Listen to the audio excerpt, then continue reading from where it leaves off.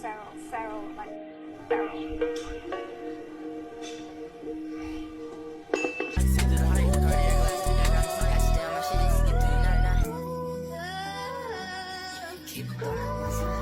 Gym Creep was staring at me, and this happened.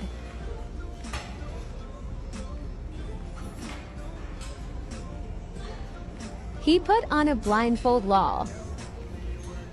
Who'd want to pay to work out at a gym in that atmosphere? Welcome to Quinn's Next Step. I'm Quinn. Welcome to part 2 of the Occupationally Divergent series, where we're going to talk about getting paid to exercise. Take the next step with Quinn. Take the next step and never stop learning. Falling down, then get back up and take the next step again. Lifting, pushing, pulling, climbing, running, pedaling. You know, there's a lot of jobs out there that'll pay for your labor, and the labor is good. As I mentioned in the last episode, my summers in the heat of Phoenix were spent at a warehouse with family for a flat rate, good pay. But then when I got the job at Shamrock Food Distribution, the incentive plus overtime definitely worked to my advantage. In the heat of Phoenix, running around the refrigerated deli was a lot better than the heat of the dry storage or the opposite tundra of the freezer. So many labor job options are available, such as housekeeper at $11.32 per hour on average nationally, custodian, landscape, emergency medical technician, construction worker, painter, welder, automotive tech, brick mason at $20.22 per hour, carpenter at $21.38 an hour. Become a personal trainer, maybe not at a gym. If you want to go to a gym, do that route. Got firefighter, plumber, electrician, aircraft mechanic, truck driver, engineer.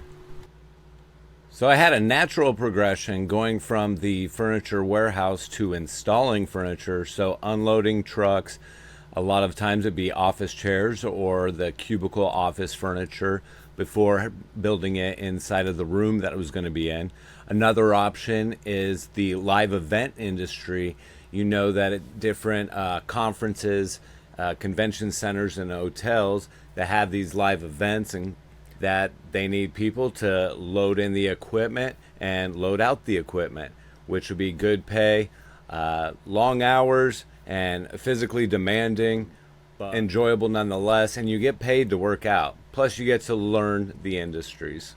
So when you look at labor jobs, don't look at them just as trading your time to physically work out and get paid, but also look at the industries for what they offer more so. Like I said, the event industry, you get to see some live shows, you get to hear some live speakers, and you get to learn about the audio video live event industry. And with office furniture, you get to see a building that's completely empty maybe in one instance, and then install all that furniture, bring it in from the trucks, and seeing it all be put together for the first time. And at Shamrock Foods, as I mentioned, just running up and down, throwing boxes on a conveyor belt or throwing boxes onto pallets, getting those loaded up. You get to work out, you get paid for it. The more you work out, the more you get paid. Some of the pros working with your labor, just trading your time to work out, is that you do get to exercise, you get more physically fit. Hopefully you're eating better and taking care of yourself more, in addition to learning the industry that you're laboring in. And maybe you want to zig or zag in a different direction. Maybe that's not the industry you want to be in, but you got to learn it nonetheless. On the con side of the labor, when I was working at Shamrock Foods, I did have carpal tunnel syndrome for a few weeks. That put me on light duty, which was reduced pay, unfortunately. But once I got better, I was able to get back in the mix. But it also kept my eyes open on other industries where maybe if I physically wasn't going to be able to handle the labor, maybe I would go into the next episode. If you like this video, hit like, subscribe, comment below, and share this video.